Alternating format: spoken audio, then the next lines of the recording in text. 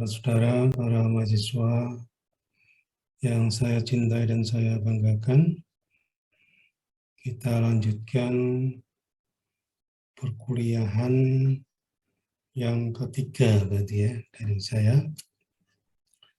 Pada hari ini kita akan membahas tentang unsur-unsur kewarisan dan merupakan kuliah saya yang terakhir tentang unsur-unsur kewarisan ini.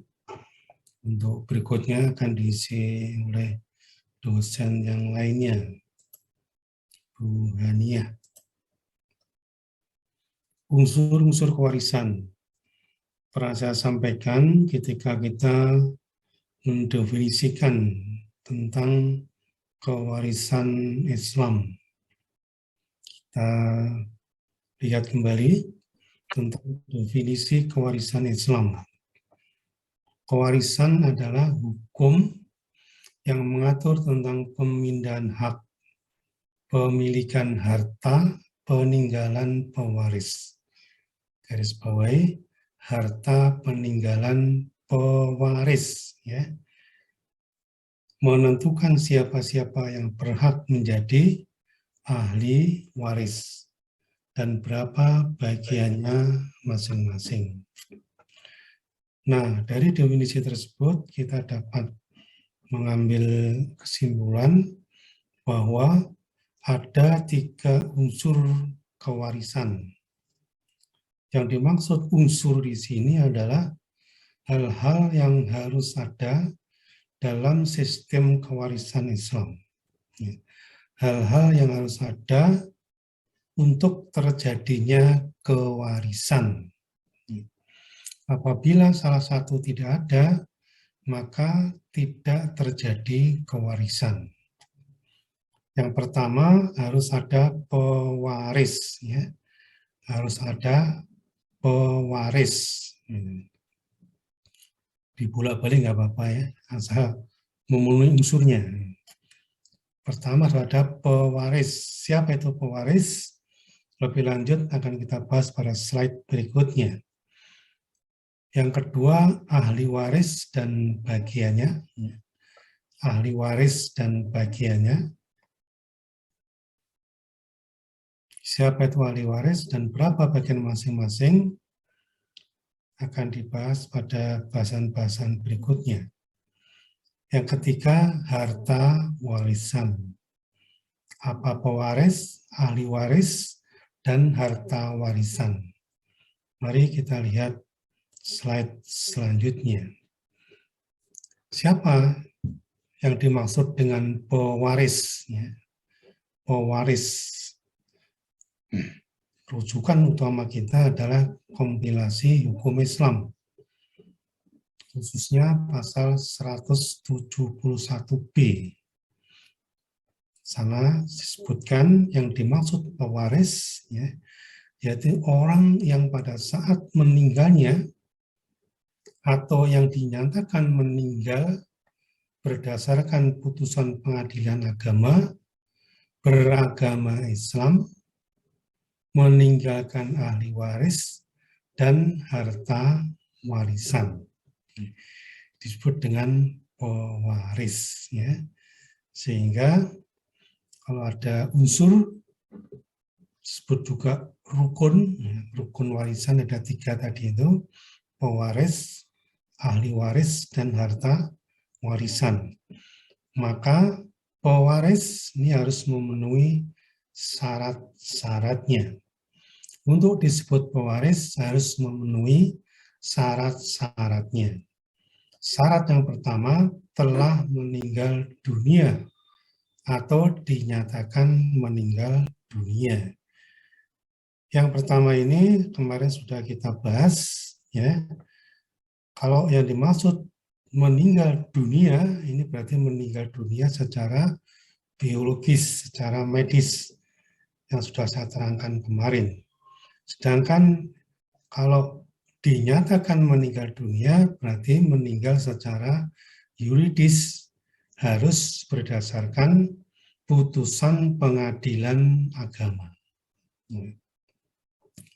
Jadi syaratnya meninggal, baik secara biologis maupun secara yuridis. Sebelum meninggal dunia tidak dapat disebut sebagai pewaris. Ya. Mungkin kalau ada proses pemindahan hak atas harta milik dari pewaris, tapi pewaris masih hidup, pasti bukan menggunakan lembaga kewarisan. Ada kemungkinan menggunakan lembaga hibah atau hadiah, karena masih hidup. Tidak bisa disebut pewaris. Yang kedua, pewaris ini harus beragama Islam. Ya. Harus beragama Islam karena sistem kewarisan Islam. Karena sistem kewarisan Islam itu pancernya, pokoknya artinya hukum mana yang berlaku, ya. Apakah waris Islam, waris BW, atau waris adat, itu dilihat agama dari pewaris. Ya. Lihat agama pewaris. Kalau beragama Islam, berlaku hukum kewarisan Islam. Ya, terutama kalau terjadi sengketa. Yang ketiga, memiliki ahli waris. Memiliki ahli waris. Yang keempat, memiliki harta peninggalan. Inilah syarat pewaris. Kalau hanya meninggal dunia, kurang dari syarat ini juga tidak bisa disebut pewaris. Ya. Misal pewaris tidak beragama Islam, berarti bukan pewaris yang dimaksud dalam sistem kewarisan Islam. Meninggal dunia beragama Islam, tapi tidak punya ahli waris, juga tidak dapat terjadi pewarisan. Begitu pula memenuhi syarat 1, 2, 3, tapi nggak punya harta peninggalan, ini juga tidak bisa terjadi pewarisan. Ya. Tidak bisa terjadi pewarisan karena nggak ada harta. Ya. Inilah yang disebut sebagai pewaris. Ya. Maka seseorang, misalnya ahli waris, yang ingin segera membagi warisan, ya, ini tidak bisa sebelum pewaris meninggal dunia, baik secara medis, biologis, maupun secara yuridis. Ya, tunggu dulu. Ya. Kalau ada ahli waris ingin segera, ada juga ya, karena tidak soleh ahli warisnya ini, ingin segera terbuka warisannya. Padahal salah satu syarat terbukanya warisan, ya, demi hukum, azas demi hukum, azas ijbari, maupun azas waris karena kematian, ya, tidak bisa berlaku. Maka ada dalam masyarakat, ya, walaupun sangat jarang, ya, ada ahli waris ini yang membunuh pewaris dengan maksud biar segera terbuka warisannya. Nah, dalam konteks seperti itu, maka terhadap ahli waris yang demikian tidak bisa mendapatkan hak sebagai ahli waris karena terhalang mendapatkan haknya sebagai ahli waris. Nah, tentang itu nanti kita bahas pada slide terkait dengan ahli waris. Ya, setelah pewaris, unsur pertama, sekarang unsur kedua, ahli waris. Ya. Ahli waris. Siapa itu ahli waris? Adalah orang yang pada saat meninggal dunianya pewaris. Ya. Orang yang pada saat meninggal dunianya pewaris, ya, berarti hidup lebih lama dari pewarisnya, mempunyai hubungan darah atau hubungan perkawinan dengan pewaris.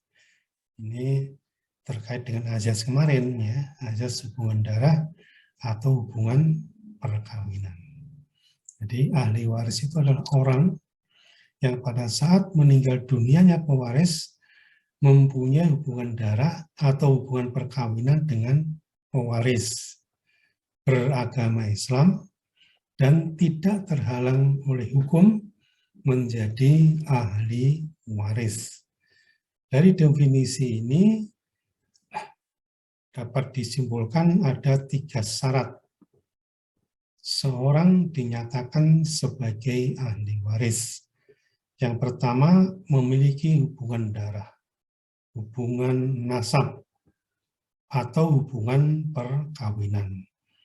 Dan sudah kita terangkan yang dimaksud mempunyai hubungan darah atau nasab, ya, yang pertama itu adalah lahir atau ada sebagai akibat dari perkawinan yang sah, ya, dari perkawinan yang sah, atau disebut dengan yang dapat dibuktikan dengan akta pernikahan, ya, yang sah, bukan perkawinan yang tidak sah atau yang tidak tercatat. Begitu pula hubungan perkawinan, ya, hubungan perkawinan. Misalnya kalau mengaku sebagai istri atau suami, ya istri atau suami sebagai akibat adanya perkawinan yang sah. Dan pengakuan itu harus nanti dibuktikan dengan akta perkawinan. Itu prinsipnya. Kecuali terhadap anak luar kawin, ya, ini juga hanya mempunyai hubungan hukum, ya, berarti hubungan nasab, hubungan darah dengan ibu yang melahirkan. Ya. Jadi walaupun tidak lahir dari perkawinan yang sah, ya, tapi dia tetap berhak atas harta warisan karena mempunyai hubungan perdata dengan ibu yang melahirkan. Ya. Walaupun ada perkembangan baru, ya, dengan berdasarkan putusan MK bahwa anak biologis yang lahir di luar perkawinan yang sah mempunyai hubungan hukum dengan ayah biologisnya, ya.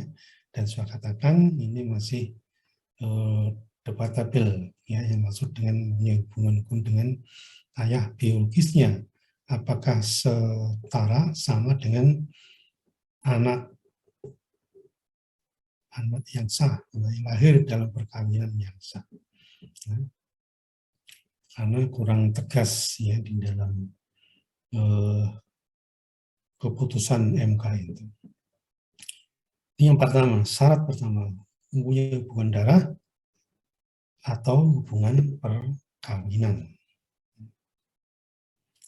Yang kedua, beragama Islam. Ahli waris harus beragama Islam. Ini juga ada perkembangannya, ya, tentang perluasan ahli waris yang tidak beragama Islam, namun disebut dengan kerabat yang tidak beragama Islam. Ya, kemarin sudah saya singgung, bisa mendapatkan hak atas harta peninggalan pewaris, namun bukan berasal dari harta warisan. Yang ketiga, tidak terhalang oleh hukum. Dia punya hubungan darah, punya hubungan perkawinan, beragama Islam, tapi terhalang oleh hukum.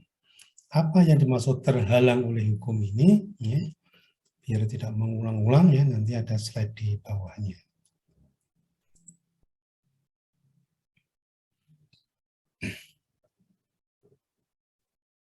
Untuk lebih jelasnya, ya, mereka yang menimbulkan darah hubungan perkawinan sebagaimana diatur dalam pasal 174 KHI dari garis laki-laki adalah ayah, ya, ayah kandung dan seterusnya, anak laki-laki, saudara laki-laki, paman dan kakek.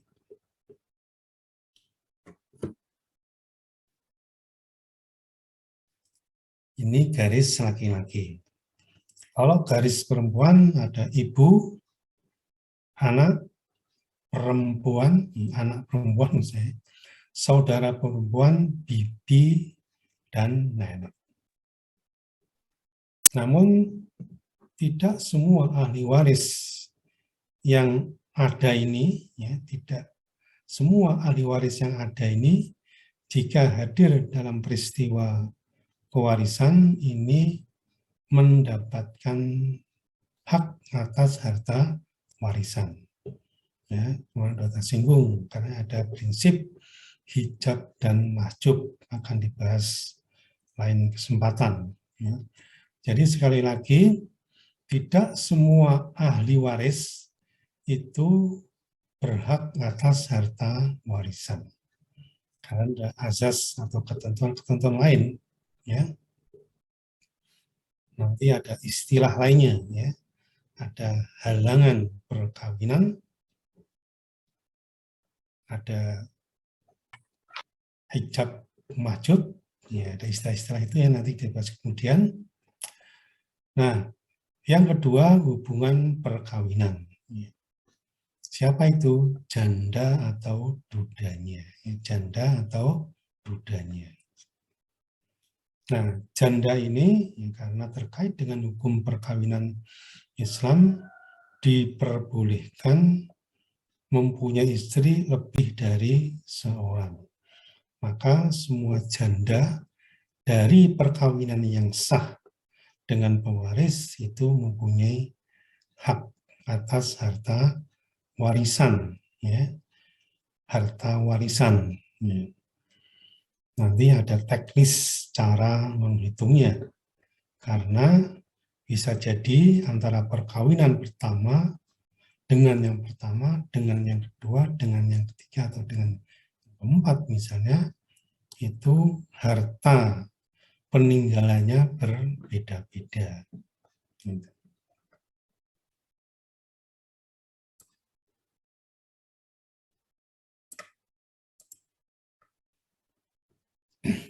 Lebih lanjut, ya, tentang syarat ahli waris beragama Islam. Dari mana mengetahui ahli waris beragama Islam? Ya, seseorang dianggap beragama Islam ini dapat kita dari kartu identitas atau KTP-nya. KTP-nya. Bagaimana kalau nggak punya KTP? Dari pengakuannya sebagai Islam.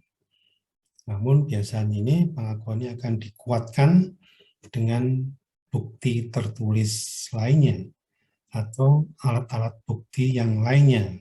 Ya. Misalnya ini saling menguatkan, ya, kartu identitas, yang kedua pengakuan, yang ketiga lihat amalannya sehari-hari sebagai seorang Muslim, dan kesaksian keluarga atau tetangga kanan kirinya. Nah, ini biasanya misal pengakuan, ini juga nanti akan untuk meyakinkan, ya, meyakinkan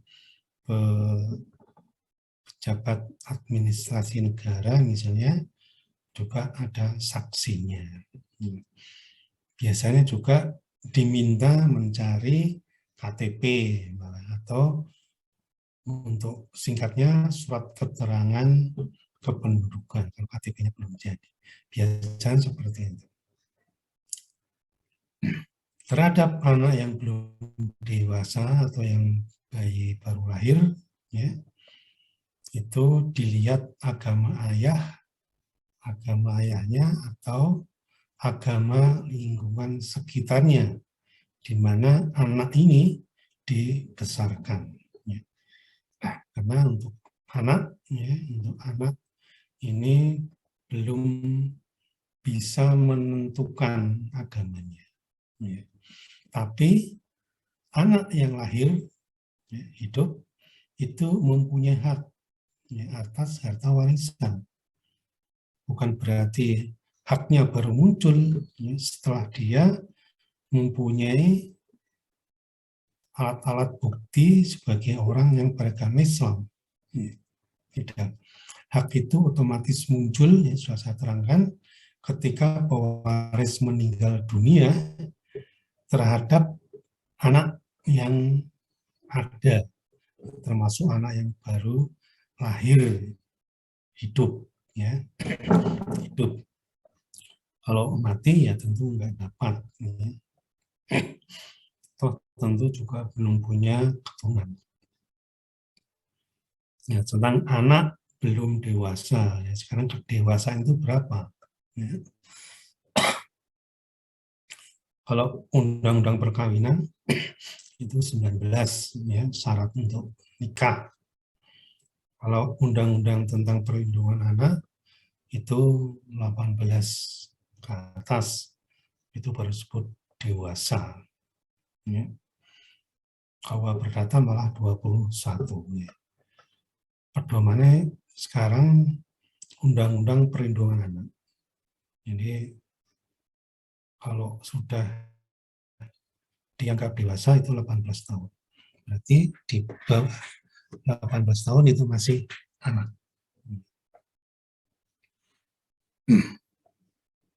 Bahkan KTP sudah bisa didapatkan ketika sudah berumur 17 tahun.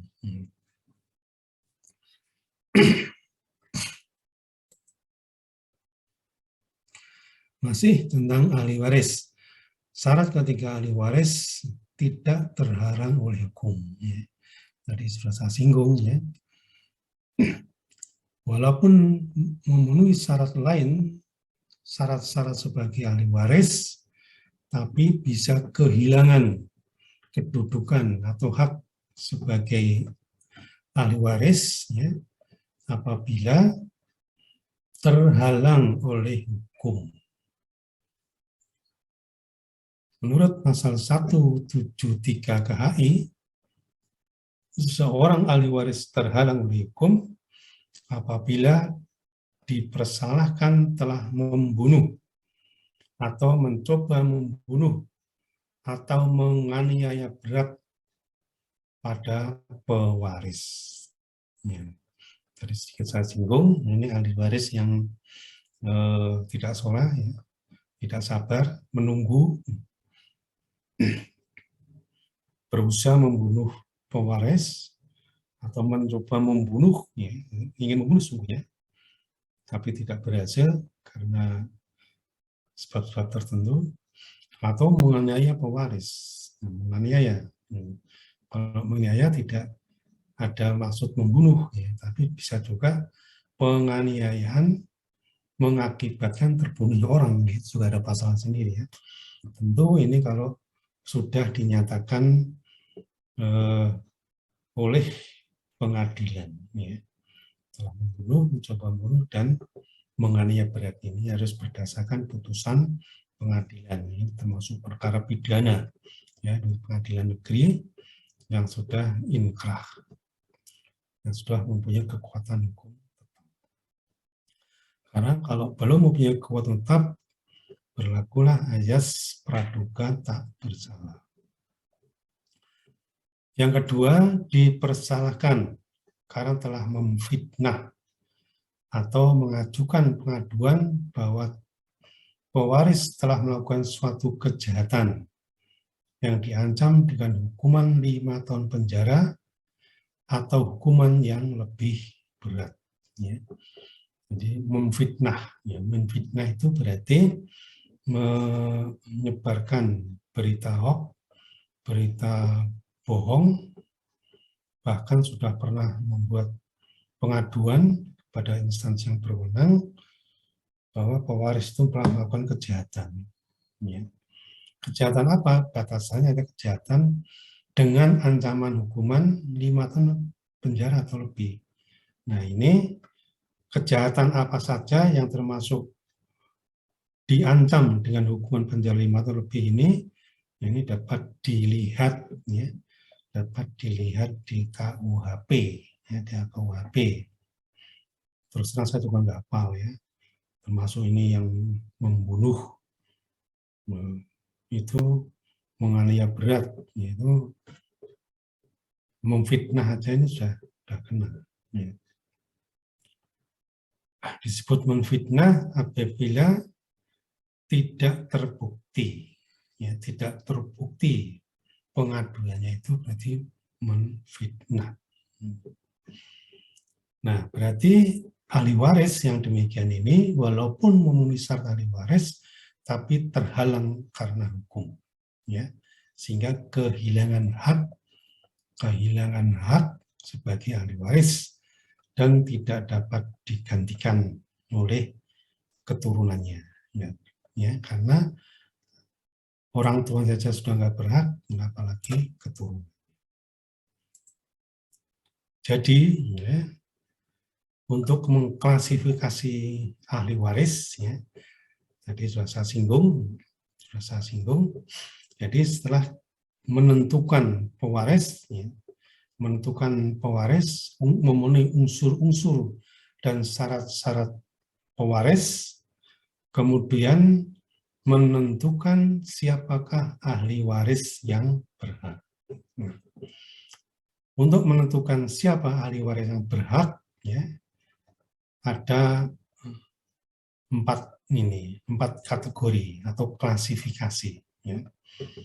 Yang pertama, ahli waris yang berhak. Jadi saya katakan, jika semua ahli waris yang kita sebutkan itu ada dalam sebuah peristiwa kewarisan, maka dalam penyelesaian kewarisan itu harus menseleksi siapa ahli waris yang berhak, siapa ahli waris yang tertutup, siapa ahli waris yang terhalang, dan siapa yang ahli waris tidak berhak atau bukan ahli waris. Ya, berarti termasuk kerabat. Ya. Kalau orang meninggal itu ada yang ahli waris, sudah saya sebutkan tadi, kemudian ada yang bukan ahli waris. Ya. Bukan ahli waris berarti kerabatnya. Jadi untuk menentukan siapa ahli waris berhak, ya, itu pertama kali yang dilihat adalah adakah ahli waris yang ada itu yang tertutup oleh ahli waris yang lebih kuat. Yang kemarin saya sebutkan ahli waris utama, ya, ahli waris utama yang selalu dapat harta warisan, tidak pernah tertutup, tapi bisa menutup ahli waris yang lainnya. Itu ada prinsip namanya hijab dan mahjub. Ada ketentuan hijab dan mahjub. Hijab itu menutup, mahjub yang tertutup. Dia memang ahli waris, ya, tapi tertutup oleh ahli waris yang lebih berhak, yang punya lebih berhak, lebih dekat hubungan dengan pewaris. Yang kemarin sudah saya sebutkan. Lalu yang kedua, ya, setelah diseleksi ahli waris yang tertutup, berarti disingkirkan, ya, disingkirkan. Kemudian yang langkah berikutnya adalah adakah ahli waris tadi yang sudah diseleksi tadi itu ahli waris yang terhalang karena hukum yang tadi kita sebutkan, karena hukum membunuh, memfitnah dan seterusnya tadi itu terhalang oleh hukum. Kalau ada yang terhalang hukum itu berarti juga harus dipisahkan, disingkirkan. Nah, selain itu berarti bukan ahli waris, ya. Bukan ahli waris berarti tidak memenuhi syarat, tidak memenuhi rukun dan syarat-syarat sebagai ahli waris yang sudah saya sebutkan sebelumnya. Barulah muncul nanti yang pertama ini, ahli waris yang berhak. Ya.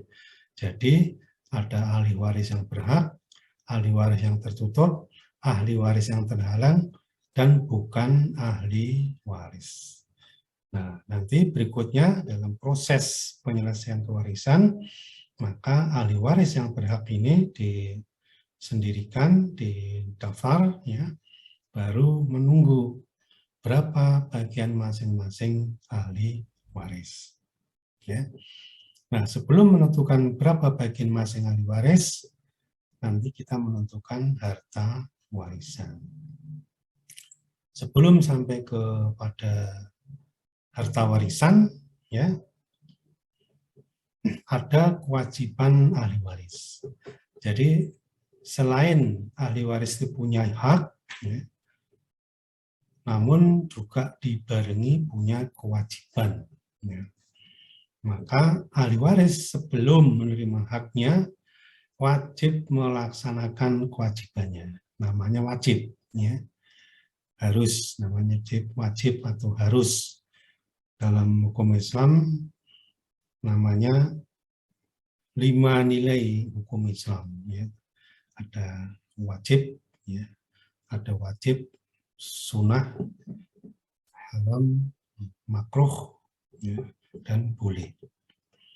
Wajib itu apabila dikerjakan dia mendapatkan prestasi, mendapatkan imbalan, pahala.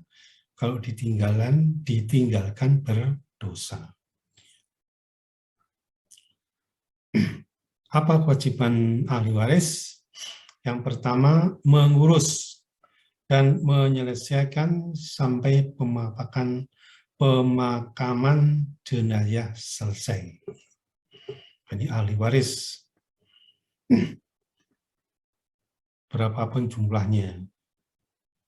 Harta walaupun cuma satu, ya, juga punya kewajiban yang 3 ini, ahli waris. Tentu dalam mengurus dan menyelesaikan pemakaman jenazah pewaris ini tidak bisa sendirian, ya. Tidak bisa sendirian, pasti membutuhkan bantuan orang lain, ya. Kalau di desa biasanya dibantu oleh tetangga, ya, selain dibantu oleh keluarga juga tetangga kanan kirinya. Ya. Nah, mungkin sendirian, ya. Di dalam ajaran Islam tetangga kanan kirinya itu juga punya kewajiban yang disebut dengan fardu kifayah. Fardu kifayah itu kewajiban bersama, kewajiban bersama yang harus ikut membantu mengurus, menyelesaikan pemakaman jenazah. Maka pada umumnya keluarga yang sedang berduka itu senantiasa dibantu oleh keluarga dan tetangga kanan kirinya. Kecuali keluarga yang asosial, ya. Ada keluarga yang tidak bisa sosialisasi dengan lingkungannya. Itu biasanya diselesaikan nanti oleh desa atau aparatur negara. Kalau zaman COVID kemarin malah sudah ada petugasnya, ya, yang mengurusnya, yang ngurus menyelesaikan itu mulai dari rumah sakit sampai ke pemakaman. Ya. Jadi intinya kewajiban pertama ahli waris itu menyelesaikan semua urusan, ya, semua urusan kematian jenazah hingga selesai. Selesai itu sampai pemakaman. Ya. Sedangkan yang lain-lainnya, misalnya ada tradisi untuk selamatan, itu sebenarnya tidak termasuk. Kalau misalnya tidak punya biaya, yaitu tidak harus, ya, tidak harus atau tidak termasuk kewajiban ahli waris. Dalam konteks kewarisan ini sampai pemakaman jenazah. Yang kedua, menyelesaikan hutang piutang. Hutang piutang, jadi didahulukan hutang piutang karena Kalau nggak diselesaikan, ini menjadi urusan panjang sampai akhirat yang perlu saya ceritakan. Ya, yakni hutang piutang yang pertama biaya perawatan. Jika ada biaya rumah sakit, kalau memang dirawat di rumah sakit, dan kewajiban lainnya yang terkait ya dengan proses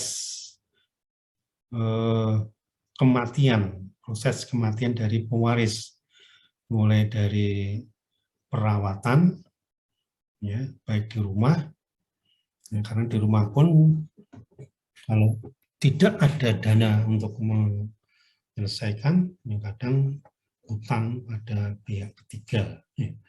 Ini harus diselesaikan. Rumah sakit, ya, biaya rumah sakit, kadang tidak sedikit, apalagi kalau sakitnya itu lama, ya. Dan lainnya terkait itu. Utang piutang harus didahulukan. Selain utang piutang, harus juga menagih piutang. Ya.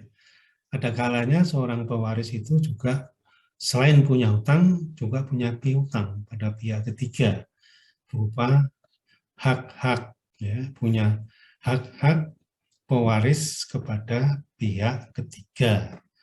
Misalnya kalau punya saham pada sebuah perusahaan, bentuknya apa, PT dan lain sebagainya, itu ada namanya dividen, ya, dividen. Kemudian sahamnya itu sendiri, di koperasi misalnya, atau piutang-piutang kepada perorangan. Nah, utang perorangan ini yang seharusnya sebelum pewaris meninggal dunia itu punya catatan, ya, punya catatan hutang piutang dengan pihak yang lainnya, sehingga akan memudahkan ahli waris untuk menyelesaikan. Kalau tidak ada catatan, ini sering juga menjadi potensi terjadinya perselisihan. Setelah selesai urusan jenazah, sehari 2 hari biasanya para pihak-pihak, ya, kreditur, ya, yang pihak-pihak yang merasa punya piutang pada ahli waris itu sering datang. Dan datang ada yang bawa alat bukti, kadang hanya pengakuan-pengakuan. Ini kan, padahal ahli waris nggak ngerti selama ini ternyata pewaris punya hutang dan juga punya piutang. Punya piutang padahal besar piutangnya di perusahaan. Padahal piutang ini menjadi bagian dari harta peninggalan. Yang ketiga, tanggung jawab atas hutang, catatan, saya singgung, terbatas pada nilai harta peninggalan pewaris. Ya. Terbatas pada harta peninggalan pewaris. Ini kemarin saya katakan, saya terangkan terkait dengan azas ijbari. Ya. Azas ijbari. Bahwa hak atas kedudukan sebagai ahli waris itu ada secara otomatis demi hukum. Tidak perlu membuat pernyataan menerima atau menolak sebagai ahli waris. Ini konsekuensinya di sini.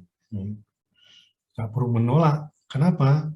Toh nanti dalam penyelesaian hutang-hutang pewaris ini sepanjang harta peninggalan pewaris mencukupi.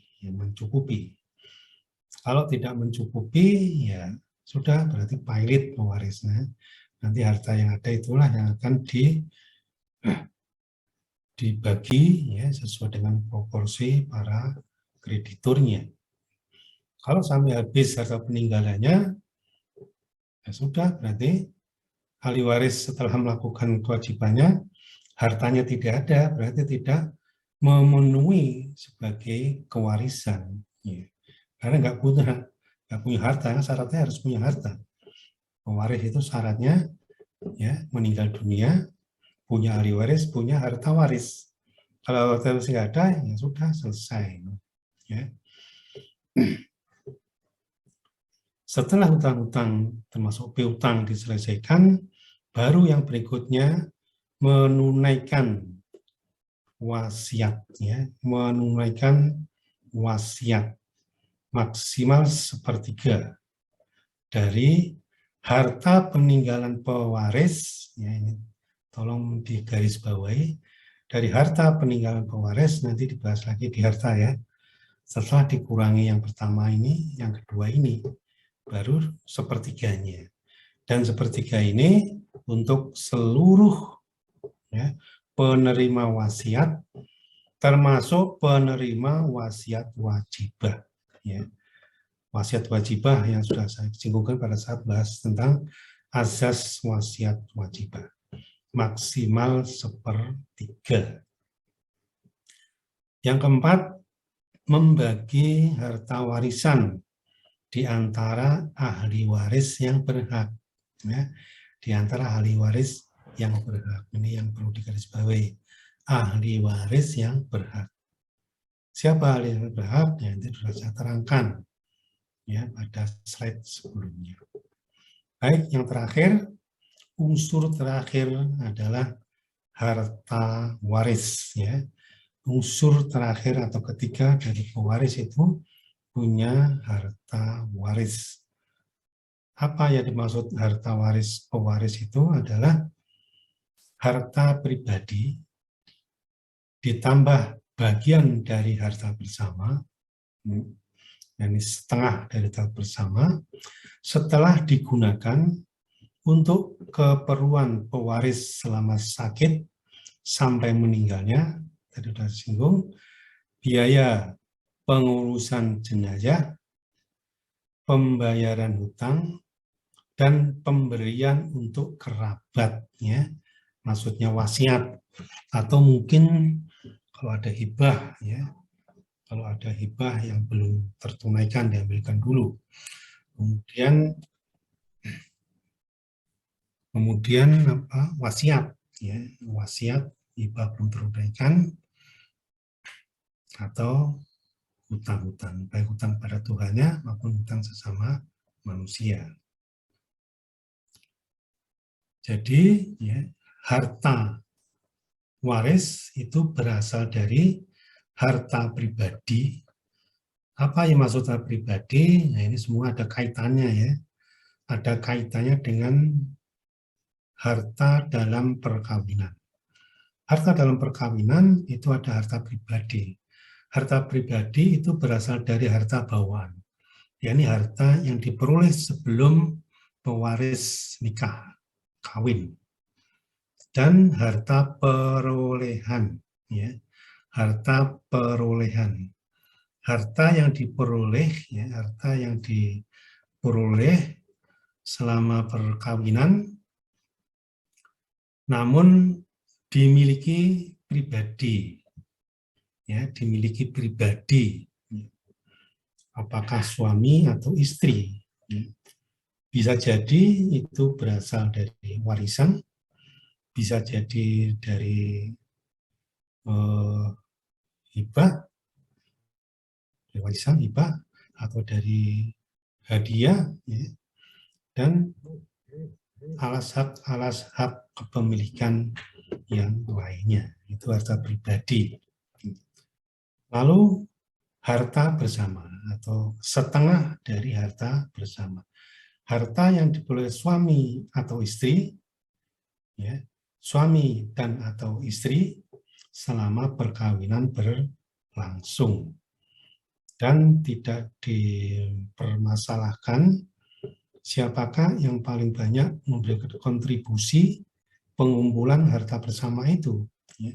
Misalnya yang bekerja secara nyata dapatkan uang itu adalah suami, sementara istri di rumah mengurusi urusan-urusan domestik rumah tangga. Ya. Kalau suami meninggal, maka tetap istri akan mendapatkan setengah dari harta bersama. Dan juga tidak dipersoalkan harta itu diatasnamakan siapa, apakah suami atau istri. Ya. Semuanya masuk menjadi bagian harta bersama. harta pribadi setengah harta bersama ditambah piutang, ya, piutang saya ceritakan tadi, ya. Berarti hak-hak dari pewaris yang masih berada di pihak ketiga, karena bisa jadi piutang ini belum ada pada saat pewaris meninggal dunia, tapi hak piutangnya itu ada. Ya, jatuh temponya kapan, ya, itu tergantung pada perjanjian. Ini ya,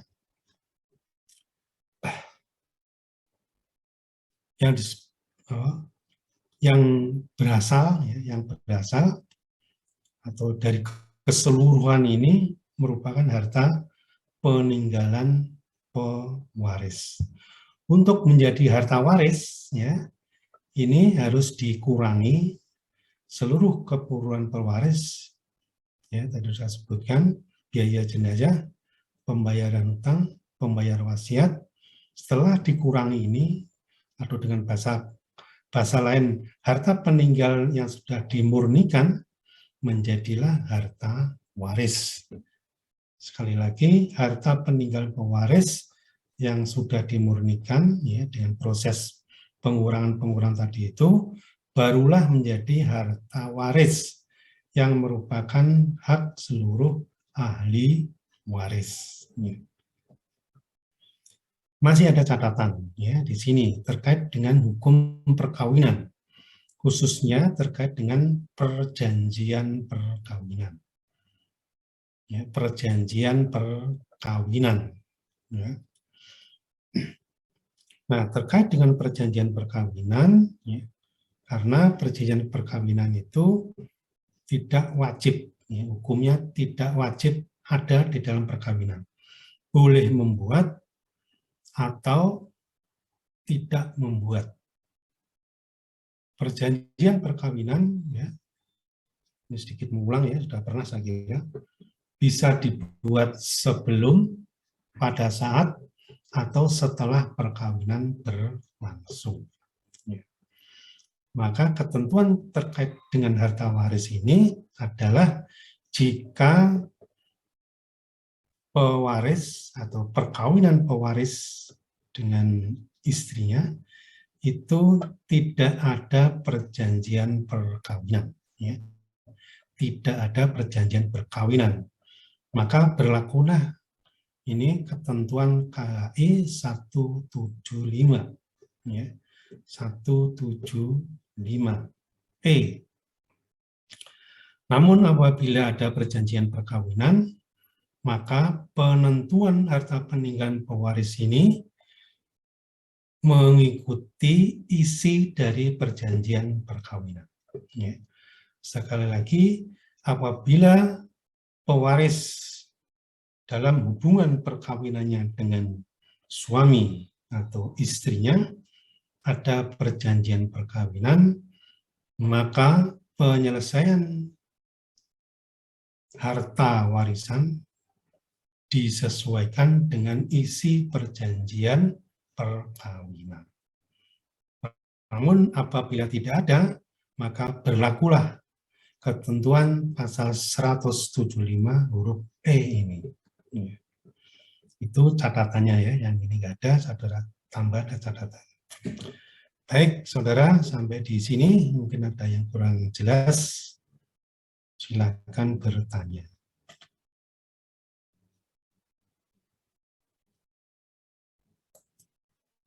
Ya, silakan. Izin bertanya, Pak. Ya, silakan, Mbak. Saya mau nanya, Pak, kalau misalnya ada ahli waris, misalnya, Oh, dia kan, suaranya udah jelas belum ya, Pak?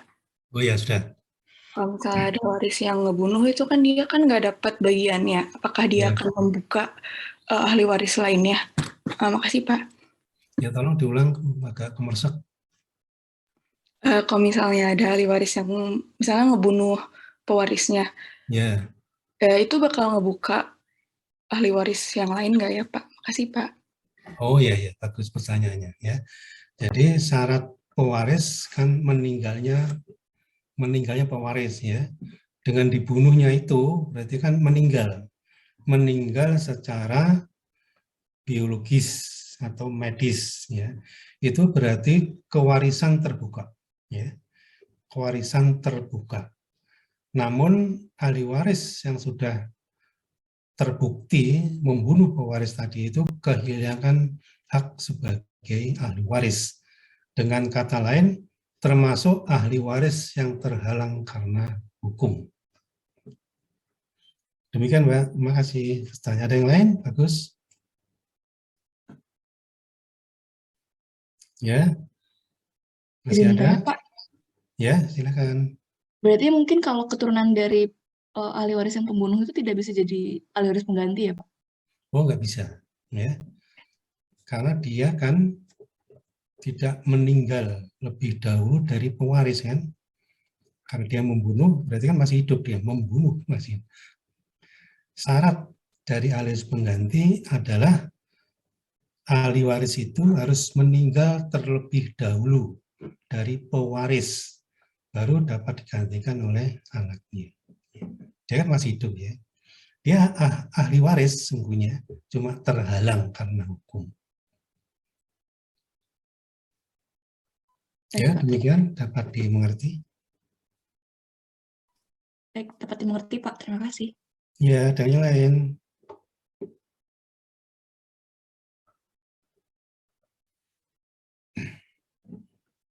Kalau nggak ada, saya kira cukup sampai di sini.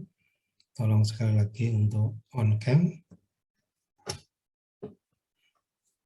Ada yang chat ini, ya. Oh.